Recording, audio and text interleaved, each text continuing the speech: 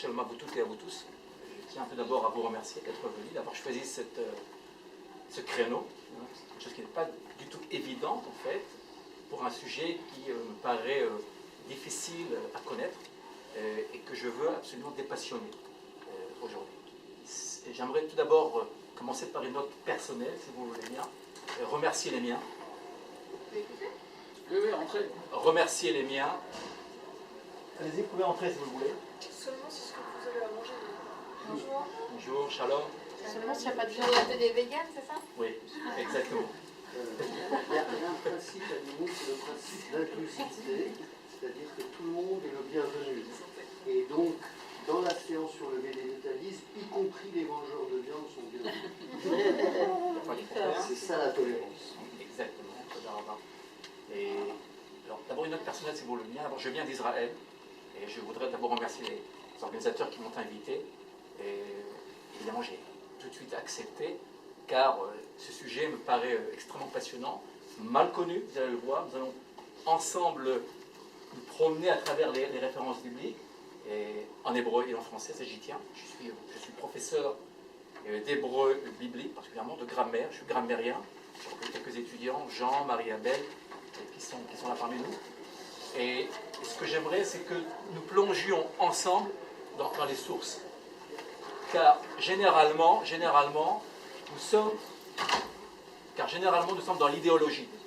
Très généralement, très peu de personnes connaissent les sources. J'ai d'ailleurs écrit un livre à ce sujet. Et je dois reconnaître qu'aux États-Unis, le sujet est mieux connu, et beaucoup mieux connu. En France, très peu. Et très peu même, je dirais, même de l'autorité rabbinique. Donc on en dira un mot si vous voulez bien. J'aimerais aussi surtout remercier ma famille. Ma famille qui m'a donc reçu, très bien reçu en France, et qui a adapté son mode de vie au mien. Voilà. Et donc je tenais absolument à les remercier, car finalement toute ma famille a été végétalienne. J'ai dit bien végétalienne pendant plus d'une semaine. Je repars demain pour les élections en Israël. J'y tenais absolument. Et donc je tiens à remercier toute ma famille, mon frère qui est ici. Merci Philippe d'être parmi nous, qui vient de Lyon aussi. Et donc c'est une histoire familiale. Et sur le plan personnel, avant qu'on entre dans les sources, sur le plan personnel, nous avons été, mon épouse et moi-même, et ma première fille, Rivka, qui a 31 ans, végétarien. Végétarien pour des raisons, je dirais, de santé, d'éthique et de santé. D'accord ? Et évidemment aussi, ce végétarisme était lié alors à l'environnement. J'ai une autre casquette, je suis responsable à Ashkelon où je vis, je suis aussi responsable, je l'ai été jusqu'à présent, pendant plus de 30 ans, des espaces verts, de l'environnement. Je vois Evita qui est parmi nous, c'est ce qui nous rattache. Donc je crois beaucoup aussi à l'écologie, en règle générale, c'est une vision globale, holistique, en fait, sur les conditions humaines. Voilà. C'est pour le point personnel. Nous sommes devenus végétaliens il n'y a pas très longtemps, finalement, et grâce, en fait, à nos filles. Nous avons 3 filles.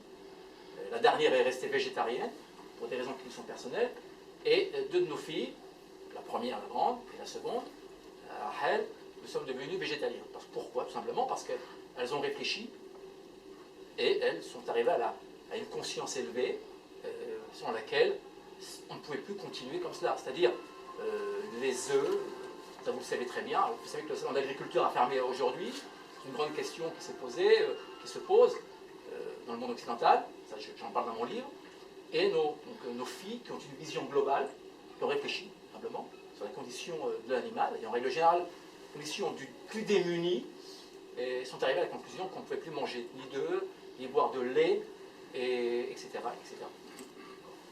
Alors, la grande question, c'est comment influencer, comment changer finalement le monde.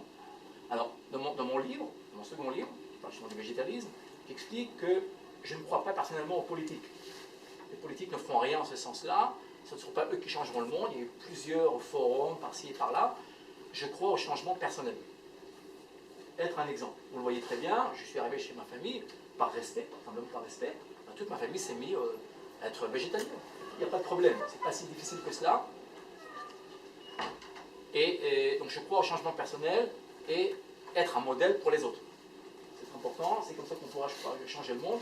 Donc si chacun d'entre nous fait un effort, je crois vraiment profondément que nous pourrons changer le monde, ça prendra du temps, bien évidemment. Donc nous sommes donc devenus végétaliens, tout doucement, mon épouse et moi-même. Donc vous voyez l'influence. Nous avons donc éduqué nos enfants à être végétariens, végétariennes. Et ce sont elles finalement qui sont revenues vers nous et qui nous ont transformés. Ça marche comme ça, en fait. Ça, c'est sur le plan personnel. Maintenant, sur le plan, on va dire, des sources. Il y a un livre, je vous rappelle l'intitulé de ma conférence, Une révolution. Végétalisme, une révolution non violente. Il y a un livre que je tenais absolument à amener d'Israël, c'est celui-ci. Tout d'abord, qui est végétalien, végétarien dans la salle, si je peux me permettre?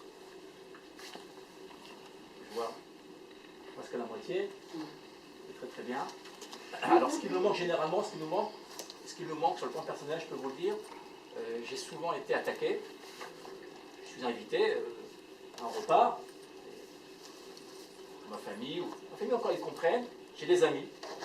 Ils me disent, mais c'est cachère, tu peux manger. Alors je commence à leur expliquer que je suis végétarien maintenant, et à chaque fois il y a une discussion. Mais pourquoi, explique-nous, etc. Très souvent, nous manquons d'outils, nous manquons de sources. Nous ne savons pas expliquer, au sein de notre propre judaïsme, quelles sont les sources. Donc, je vais essayer un petit peu ensemble, on va essayer un petit peu de mettre un petit peu d'ordre dans tout cela, dans le temps qui nous est imparti. Il y a d'abord un livre, ce livre-là, qui est un livre extrêmement important à connaître pour tous les végétariens et végétaliens, qui s'appelle Chazon Atzim Chonud Ve'Ashalom. C'est joli. Hein? Quel magnifique titre. Chazon Atzim Chonud Ve'Ashalom. Alors c'est un livre qui dérange un petit peu l'autorité rabbinique. Pourquoi? Je vais vous dire tout de suite pourquoi. Ce livre-là, à l'origine, n'est pas un livre. C'est un ensemble d'articles écrits en 1903-1904 par celui qui deviendra le premier grand rabbin ashkénaze d'Israël, on dira de la Palestine mandataire. En 1921, le rabbin Abraham Yitzhak Cohen Cook, en personne, eh bien, écrira en 1903-1904 ce petit livre, qui est un livre extrêmement difficile à lire, qui n'a malheureusement pas été traduit en français. Dans mon livre, j'ai traduit certains de ces passages.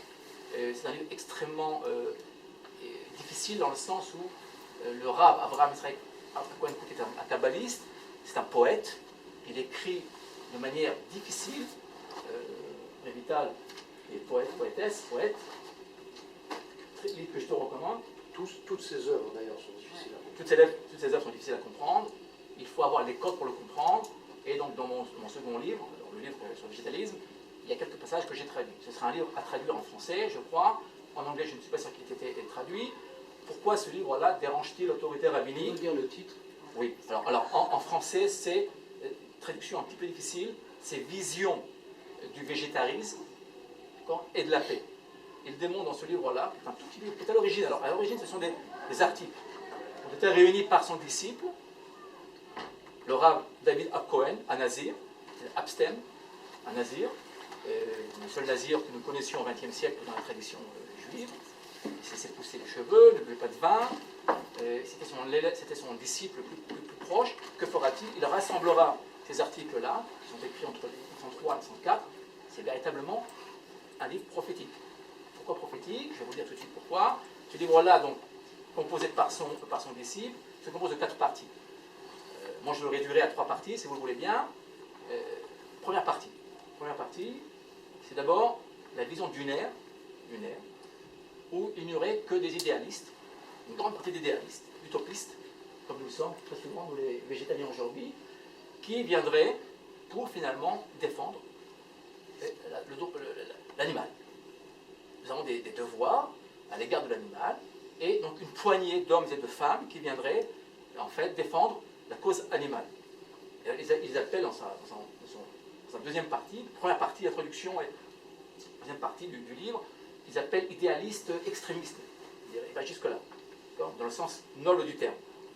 Pourquoi? Parce que le monde est poussé par la violence, et donc il y a donc une poignée d'hommes, utopistes, de femmes, qui finalement vont essayer à leur manière, des pionniers, nous pourrions dire aujourd'hui, qui vont tout faire pour finalement changer le cours de l'histoire. Et cette vision-là, c'est très important de le dire, se base sur l'idée de compassion. Il se base sur le fameux verset du psaume 145, Tov Adonai lakol, verachamav al kol ma'asav. l'Éternel est bon pour tous, et sa miséricorde s'étend à toutes les créatures. Et il précise bien, toutes les créatures, non pas les hommes, toutes les créatures. À partir de là, il construit donc toute une vision autour de la compassion, de la chemla, rahamim. La chemla, terme extrêmement important, d'amour, de compassion. Très souvent, nous, les végétaliens, ça nous le voyons sur tous les réseaux sociaux,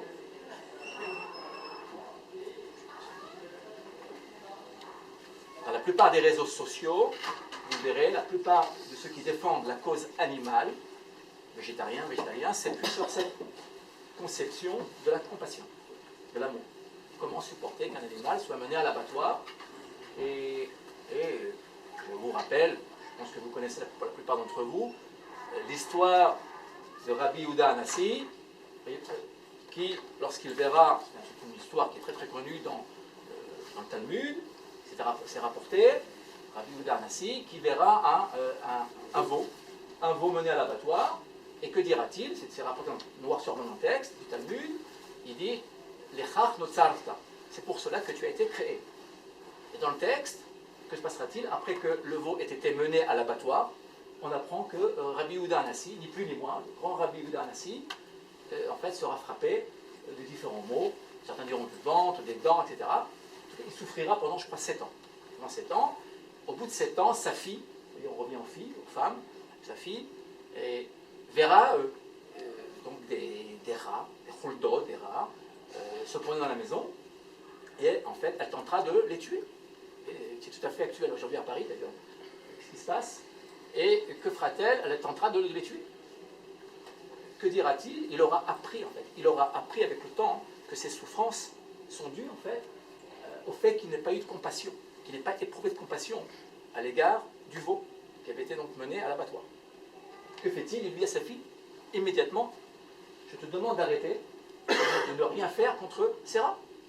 Et le texte nous dit que finalement il sera soigné par l'Éternel de ne pas avoir touché à ces animaux. Donc ça, c'est l'idée de compassion. C'est le premier niveau. Et dans cette ère de compassion, dit-il, et c'est important, et là, on en vient à la deuxième partie du livre, il dit, mais alors comment faire?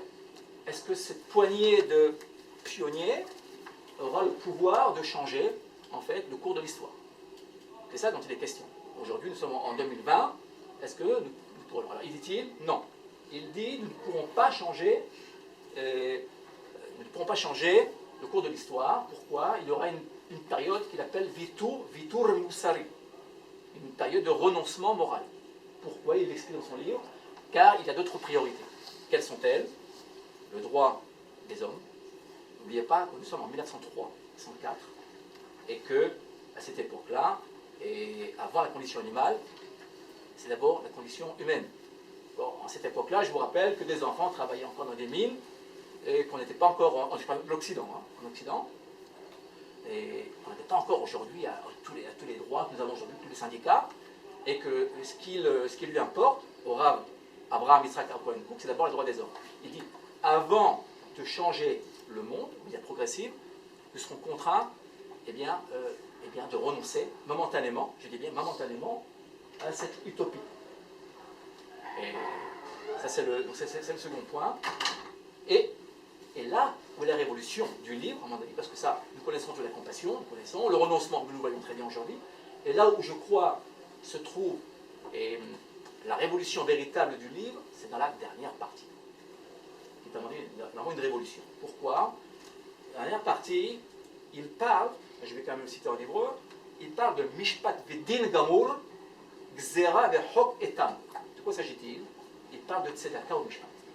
Il parle cette fois-ci de droit animal. Vous savez, dans la plupart des textes que nous lisons, on parle généralement des devoirs. Vous savez que la Torah parle de mitzvot. La mitzvah, c'est le devoir. Le devoir d'abord à l'égard de l'homme. On connaît très bien les droits de l'homme, déclaration universelle des droits de l'homme.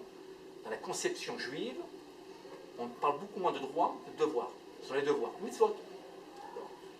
Et beaucoup de nos sages, de nos actuels, de nos rabbins, un de mes maîtres, le Rav Zaks, je ne sais pas si vous connaissez, c'est un de mes maîtres, le Rav Zaks, qui est l'ancien, oui, absolument, qui est un de mes maîtres, l'ex-grand rabbin d'Angleterre, britannique, que je suis depuis pas mal d'années, qui est lui-même, je crois, végétarien, a écrit un texte avec lequel je ne suis pas d'accord avec lui. Vous voyez, on peut être disciple et pas tout à fait être d'accord.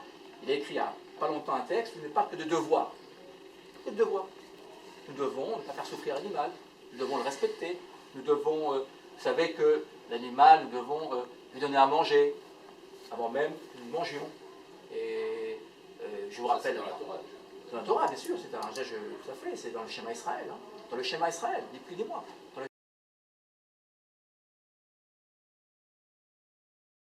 Que nous nous mettions à table. Je ne sais pas si vous imaginez, c'est une révolution en soi. Non.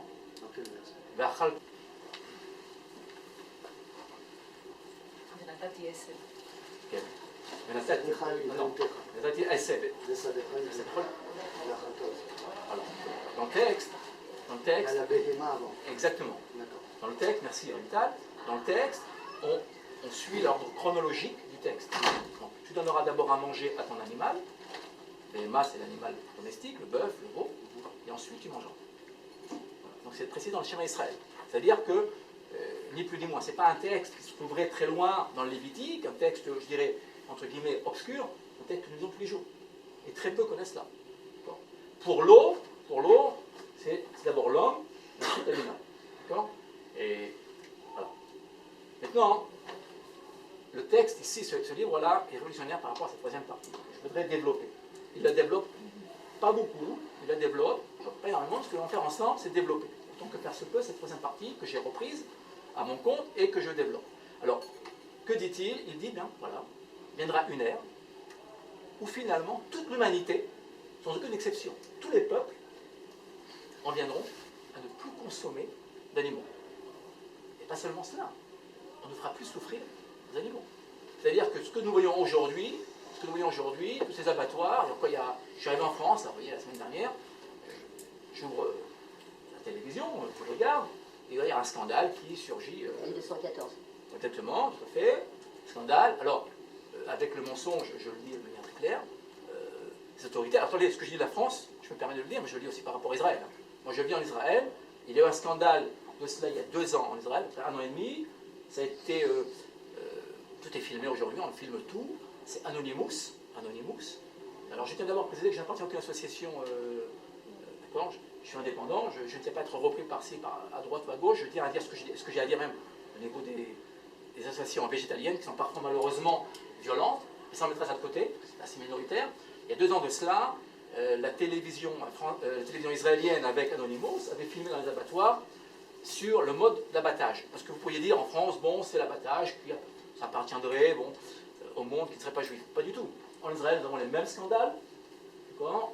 Et ça a été filmé et l'autorité rabbinique a été mise en peine, en mal, si vous le voulez, car elle justifiait la cacheroute de l'animal. C'est-à-dire que les animaux, il faut savoir une chose.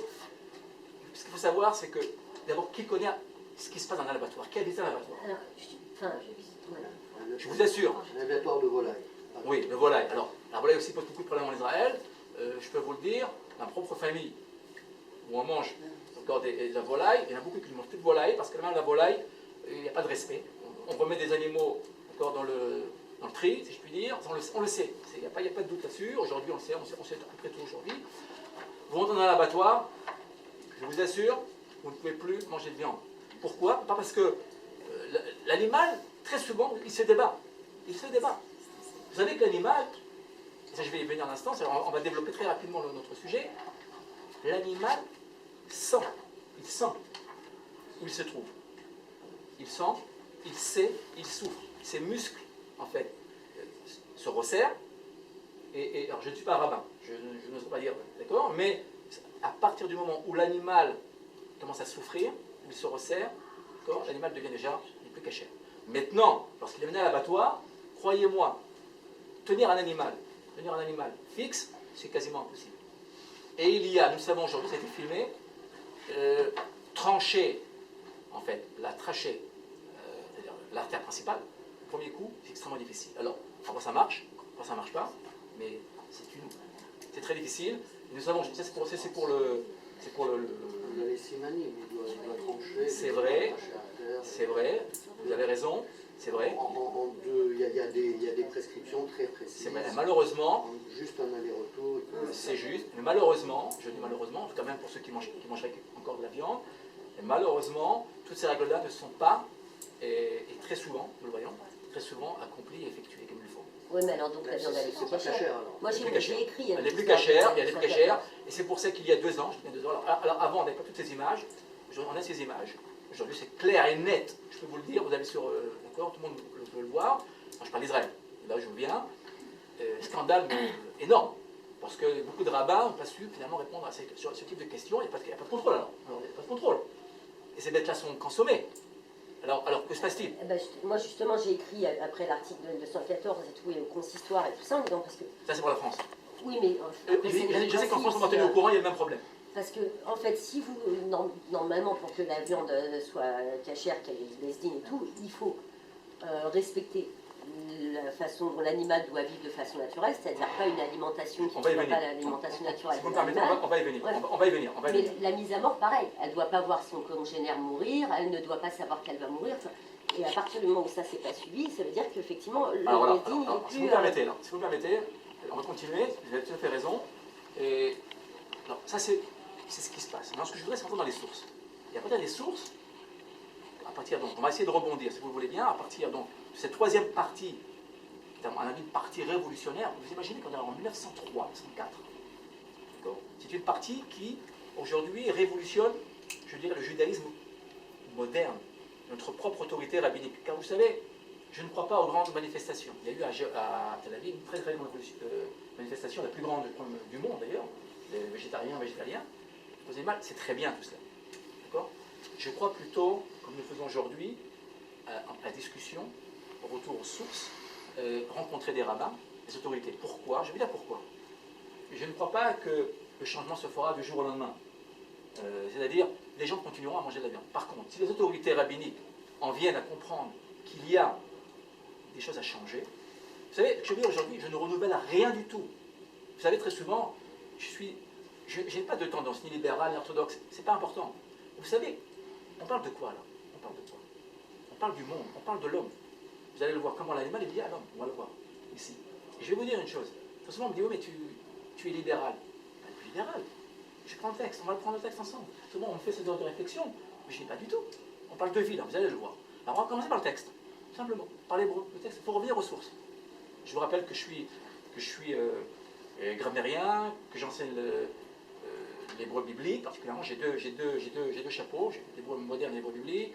J'ai mené pendant plusieurs années le programme mondial d'enseignement biblique à distance, l'Institut biblique, vous voyez, absolument, avec l'Université hébraïque de Jérusalem.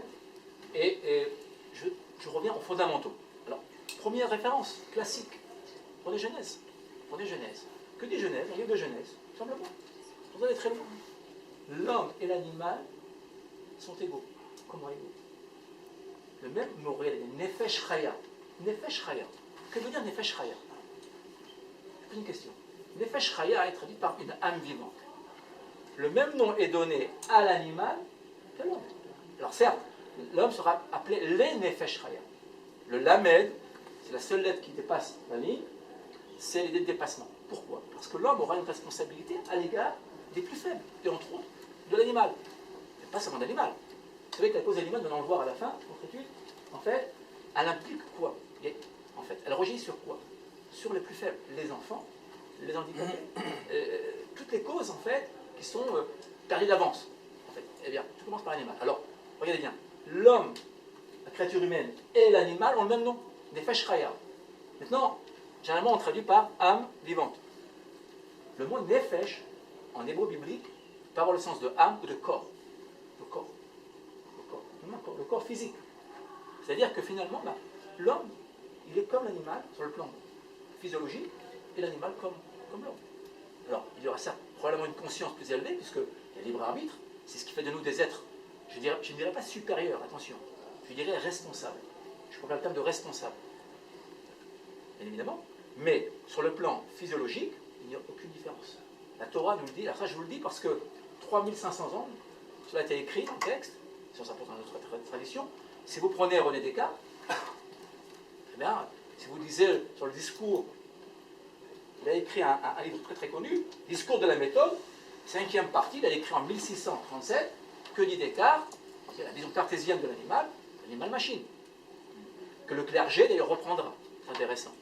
Que Malebranche reprendra, qui sera abandonné par Voltaire, et Voltaire il écrira un texte, très, très beau texte, il dira, un texte s'appellera Bête, il dira quelle pitié, quelle pauvreté d'avoir dit que les bêtes sont des machines privées de connaissances et de sentiments. Vous voyez Voltaire.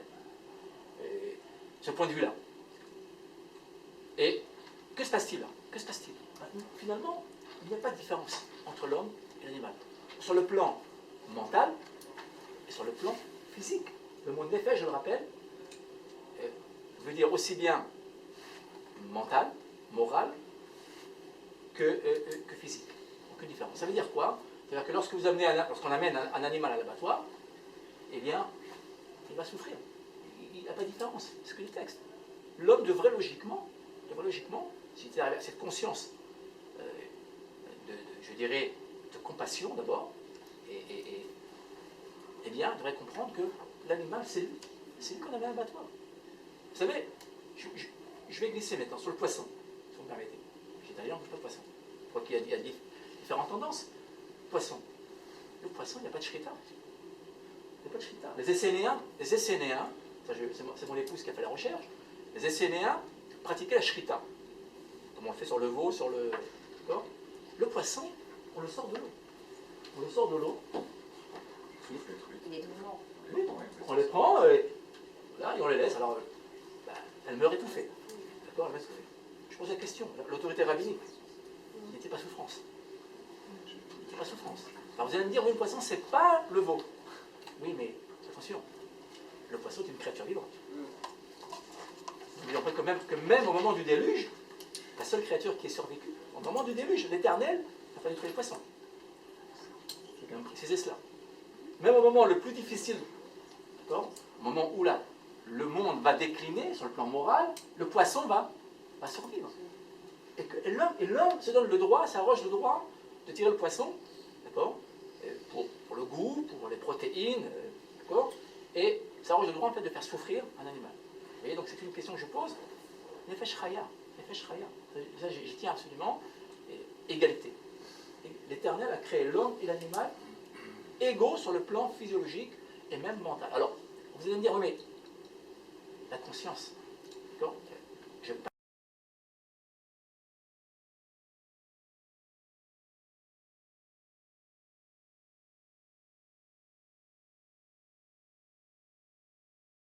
interdit, mais formel, extrêmement grave.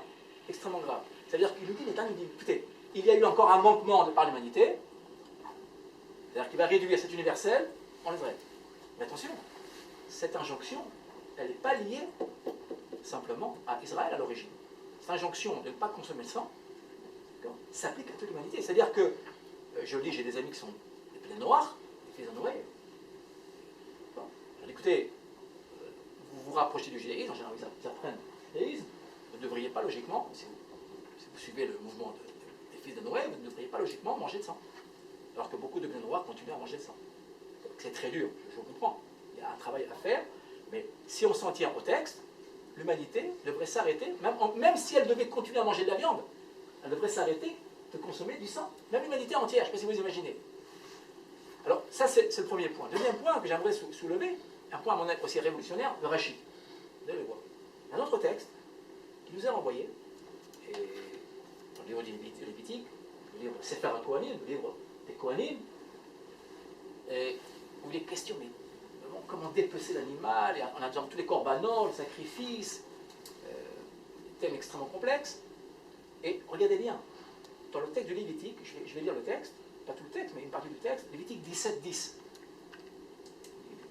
Il dit, Ve'ish, Ish mi bet Israël, ou min agar agar betocham, asher yochal kol dam, venatati panai, banefesh aochelet et adam, vechrati otah, mikereb amma. Ça veut dire quoi? Que même le guerre, là on ne parle pas du guerre Tzedek, on ne parle pas de celui qui s'est converti, on parle du guerre Toshav, c'est-à-dire le migrant. Vous avez chez vous un migrant qui arrive, vous l'invitez chez vous, et vous mangez cachère. Il doit manger cachère comme vous. Il y a un interdit. Il y a un interdit. Si vous invitez chez vous un guerre toshav, c'est-à-dire celui qui n'a rien à voir, un incirconcis, on est dans le texte biblique, qui n'a rien à voir avec le judaïsme, il doit lui aussi, en fait, manger comme vous, manger cachère, sans le sang, c'est ce que dit le texte, ici, même le guerre, ici. Sans Bien. du sang, mais pas cachère. Guerre ochel nevelot. Justement, la nevela, il faut la donner aux guerres. Il y a, vous avez tout à fait raison, il y a aussi ce type de texte, c'est juste. Alors la question qui se pose, que je pose ici, alors pourquoi le texte aurait donc introduit ici le guerre, je dis bien, non pas de Tzedek, le guerre Toshav, ici au même titre que le juif. Pour Que le les sang, Hébreux. oui, pour le sang. Pour le sang. Ça concerne Mais tout le monde. de Non, mais toute vous façon, l'avez dit. vous allez pas Non, mais faire attention, manger de la viande attention, cachère chez vous, attention, j'ai bien dit dans la maison du, j'ai bien dit, je suis le texte, à l'intérieur du foyer juif, en fait, le guerre se doit lui-même, en fait, de consommer comme le juif. C'est-à-dire, alors on en revient ici à l'interdit universel de consommer le sang. L'interdit qui est aujourd'hui pour nous un interdit, je dirais, restrictif, qui se réduit au peuple juif, finalement, d'accord, pour ceux qui pratiquent, et bien à l'origine, il devrait s'appliquer à l'humanité entière. Et alors on va aller plus loin. On va aller plus loin dans le texte. Il y a un texte, à mon avis, extrêmement important à connaître, que j'ai cité dans mon livre. C'est un texte qui n'est pas beaucoup cité, je veux le dire, même par l'autorité rabbinique, je le dis. Je n'ai rien contre les rabbins. Je discute avec eux, j'apprends d'eux, je tiens à le dire. Mais en Israël, il y a des mouvements, il y a certains mouvements de rabbins qui ont compris cela. Et à chaque fois, je peux vous le dire, à chaque fois, ils sont, comment dire, dans une situation difficile, car on remet en question. Pourquoi? Parce qu'on ne renouvelle à rien du tout. C'est dans le texte. Regardez ce que dit Rashi. C'est pas moi, vous allez voir. Je reprends un texte qui est moins célèbre, mais qui est là. Qui est là, et on ne peut pas faire fi de ce texte. Il y a un texte, c'est Lévitique 17, 3, 4. Il y a deux versets. Deux versets. En fait, je vais les lire. Je suis obligé de les lire, hein, c'est vraiment le texte. On va lire en hébreu et on va le traduire en français. Ish ish, Ibet Israël, Asher Ishhat Shor, au Kesset, au Aiz, Bamachane, au Asher Ishhat Mechutz Amachane. ואל פתח או אל מועד לא הביאו להקריב קורבן לאדוני לפני משכן אדוני דם יחשב לאיש ההוא דם שפך ונכרת האיש ההוא מקרב עמו. Alors là c'est pas très fort, je vais dire pourquoi, on va dire tout homme de la vie en Israël qui égorgera une pièce de gros bétail, une vache, un bœuf, ou une bête à laine, ou une chèvre, dans le camp, ou qui l'égorgera hors du camp, sans l'avoir amené à l'entrée de la tente d'assignation, pour en faire une offrande à l'Éternel, devant son tabernacle, il sera réputé meurtrier, cet homme qui aura répandu le sang. Et cet homme-là sera retranché du milieu de son peuple. Alors, que dit Rashi? Alors Rashi, exceptionnel, du sang sera compté. Que dit-il? Comme celui qui verse, je cite, hein, comme celui qui verse le sang d'un homme et qui se rend ainsi coupable sur son âme. Il a versé du sang, y compris celui qui asperge le sang d'une offrande hors du parvis. Zvachim, Talmud, référence du traité Zvachim 106a. Qu'est-il dit là? Ni plus ni moins. Que dit Rashi? Lorsqu'il y a eu, il y a un temps, les corbanotes, on me dit, mais les corbanotes, les sacrifices étaient permis. Attention, même les sacrifices étaient limités à l'enceinte du tabernacle. On ne pouvait pas sacrifier sur le parvis. Il y avait un lieu précis où on avait le devoir, en fait, de sacrifier l'animal. Alors je ne vais pas citer les détails complexes. Mais c'était les hommes qui pouvaient le faire ou bien c'était réservé C'était les hommes. aux prêtres? C'est pas le grand prêtre ici qui sacrifie, en fait, c'était celui-même qui amenait son sacrifice aussi, qui pouvait sacrifier. N'importe qui pouvait faire. Pas celui qui amenait, oui, absolument. Dans le texte, nous avons cela, c'est juste. Alors, que se passe-t-il?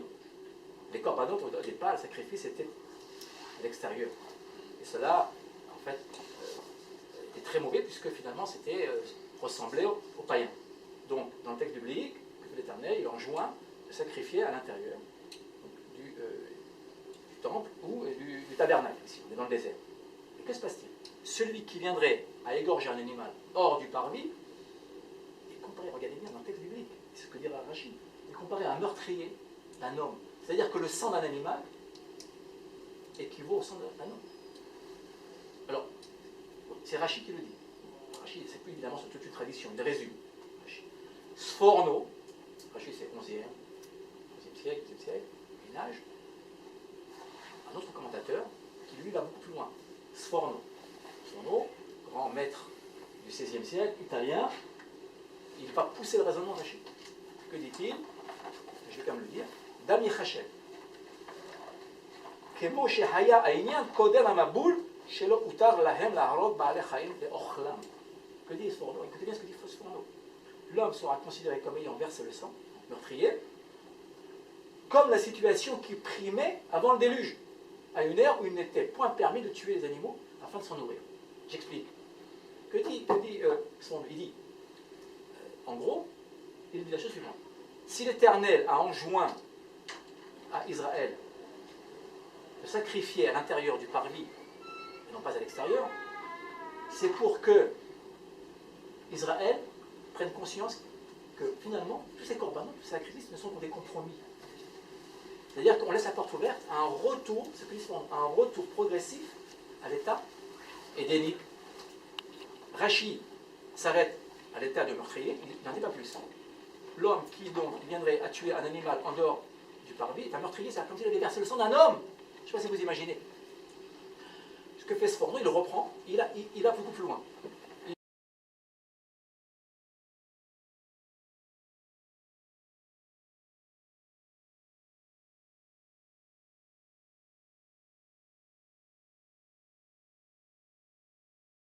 Quand le droit à la liberté, le mouvement d'animal, tout à l'heure vous faisiez allusion à cela, on a dans le texte de l'Exode 22, il dit si un homme fourrage, on l'a lu il n'y a pas très longtemps, si un homme fourrage un champ ou un vignoble en faisant pâturer son bétail sur les terres d'autrui, il paiera le dégât du meilleur de son champ et de sa vigne.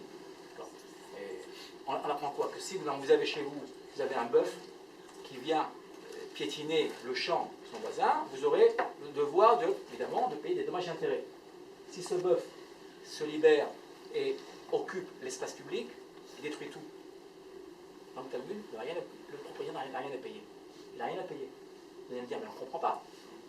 Dans le texte du Talmud, dans le champ. Si c'est dans l'espace public, oui, il n'a rien à payer. Ça appartient à tout le monde. Ça appartient à tout le monde. Vous voyez? S'il mange la propriété de l'autre, c'est ce que je viens de dire.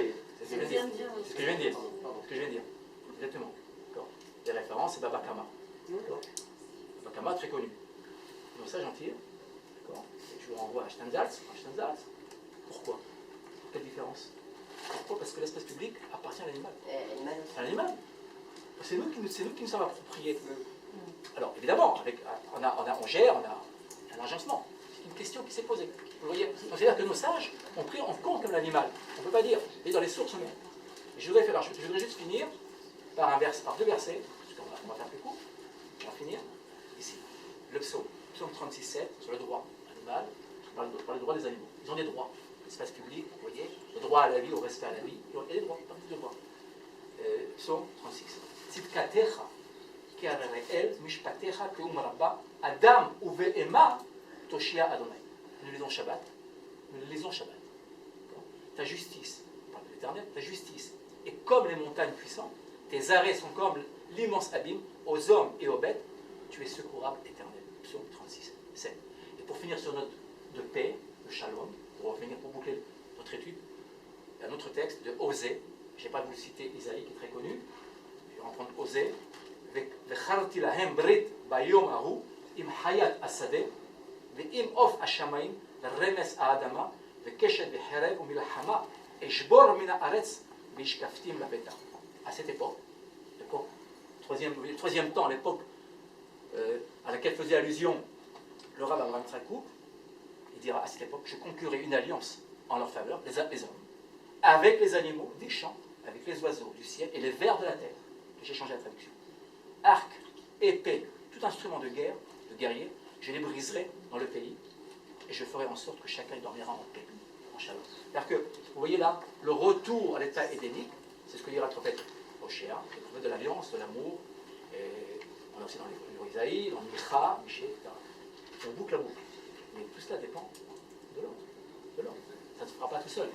Et ça alors, là où je crois qu'il faut changer les choses, c'est que le Rav Abraham Yitzhak Cohen Kook en 1903-1904, quand il écrivait son livre, il disait qu'il y avait une priorité, c'était le droit des hommes. Évidemment, en son temps, il n'y avait pas de droit, il n'y avait rien. Aujourd'hui, je parle dans le monde occidental, j'entends bien, surtout en Europe particulièrement, je connais mieux. Je ne suis pas américain, je connais mieux cette situation, en tout cas en France. Nous devons, en France et en Europe, nous devons, je le crois, en fait changer changer, c'est-à-dire nous dire, attention, l'animal aussi fait partie de ses droits. Il n'est pas exploité. Nous devons tenir compte de ses droits. Vous voyez, nous avons des devoirs, mais il y a aussi des droits. Nous devons le voir. Si vous avez 2-3 questions, merci en tout cas pour votre question. Sur l'histoire du libre arbitre de l'animal, je demande sa réflexion, tout ça, j'en ai vraiment pour 2 secondes. Moi j'ai vécu avec chien, chat, lapin, machin et tout, qui étaient tous en liberté, pas de cage, enfin ils faisaient leur vie. Et en particulier, j'ai eu un truc avec un chien. Mon chien se promenait en liberté là où je travaillais, donc il faisait sa vie, il revenait au magasin, tout ça. Un jour mon chien il est passé sous une voiture. Il a eu la patte sectionnée, il a pris sa patte dans la bouche, il a fait 8 minutes de marche à pied avec la patte dans la bouche pour me la ramener au magasin, me la poser avant de tomber dans les pommes. Mais c'est-à-dire qu'il a eu quand même la réflexion. Il y a une conscience. Voilà, il y a la conscience de dire merde, ma patte elle est coupée, je la laisse, alors en plus en état de choc et tout. Donc je pense qu'il m'a fait un deuxième truc où je me dis quand même il réfléchit. Il y a eu un problème chez moi, j'ai dû rentrer. Mais mon chien normalement il rentrait à 18h, là j'ai dû partir plus tôt, je dis je vais récupérer demain matin. J'habitais à 40 minutes de chez moi, il y avait donc le transport, un changement, et après il revenait. Le chien est rentré tout seul en métro avec la correspondance. Quand il a vu, j'étais pas à la boutique. J'ai eu des trucs avec des chiens, mais là où vraiment, et je regardais à la fenêtre et tout, j'étais avec un copain, il me disait, mais pourquoi tu regardes à la fenêtre? Il me dit, tu crois quand même pas que ton chien va débarquer tout seul en métro? Je dis, ben si. Et effectivement, le chien, donc il avait l'habitude, de toute façon, ce chemin, il l'a fait avec moi 100 fois, mais il a su le faire tout seul.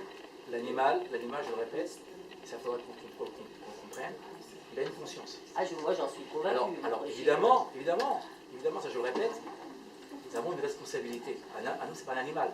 Mais si nous parlons de la valeur... Comment? De la même façon qu'envers un enfant. Alors justement, j'y viens. On parle de la valeur intrinsèque de la vie. On m'a posé il n'y a pas longtemps, on me dit, mais comment pourrait-il avoir des droits s'il n'a pas d'obligation? Alors j'en viens. Je lui dis, mais attention, est-ce qu'un enfant a des obligations? Est-ce qu'un bébé a des obligations? Non. Il a des droits. Vous comprenez? C'est-à-dire que la cause animale, très souvent, elle n'est pas comprise. Pourquoi? Parce que souvent, on place l'homme comme sur un plan supérieur, mais pas du tout. Il y a une responsabilité de l'homme, parce que l'animal a des droits. Ça, il faudra le comprendre. Quand on l'a compris, alors quand je parle des droits, vous savez, il y a eu ce qu'on appelle en France, il y a quelques années, vous savez, il y a eu l'article 528 du Code civil, je parle de la France. Je suis en France, je parle de la France, qui considère jusqu'en 2015 l'animal comme un bien meuble. C'est-à-dire que c'est comme un meuble. Il a été changé en 2015. Il y a eu ce qu'on appelle le manifeste des 24. Sous la pression de Exactement. Et Ficalcrote, par exemple, Alain Ficalcrote, est parmi ceux qui ont signé. C'est-à-dire qu'on prend conscience aujourd'hui, il faut qu'il y ait des hommes. Je vois qu'un jour viendra où on devra faire un manifeste mondial où les hommes comprendront qu'il faudra changer les choses. Et quand on aura compris cela, eh bien, ça touchera tous les démunis, les plus faibles, etc. On ne parle pas seulement de l'homme, de l'animal, on parle aussi de l'homme. Norbert, vous aviez une question? Oui, si je peux me permettre, avec beaucoup de respect et de bienveillance, vous avez cité un certain nombre de sources, mais à mon sens, c'est incomplet. Premièrement, d'abord, Tsar Ba'al Hamim, interdiction de faire souffrir l'animal, c'est dans la halakha, ça vient du verset que si tu vois l'âne ployé sous sa charge, tu dois l'aider, même si c'est ton ennemi d'ailleurs, enfin, même si c'est l'âne de ton ennemi. Même si c'est l'âme de ton ennemi. Oui, c'est ça. Mais vous dites que l'homme et l'animal c'est pareil parce qu'ils sont tous les deux Nefesh Chaya. La Torah n'est pas antispéciste, la Torah est clairement spéciste. Dans le premier chapitre de Bereshit que vous avez cité, il y a marqué Minou Haaretz V'Kivshura, conquérir la terre, Urdu Bidgat Hayam, et vous dominerez, vous dirigerez les animaux et les oui, bien sûr, mais bien sûr, ça c'est plutôt dans le deuxième chapitre, mais les Ofda ou Shomra, on a une obligation de préserver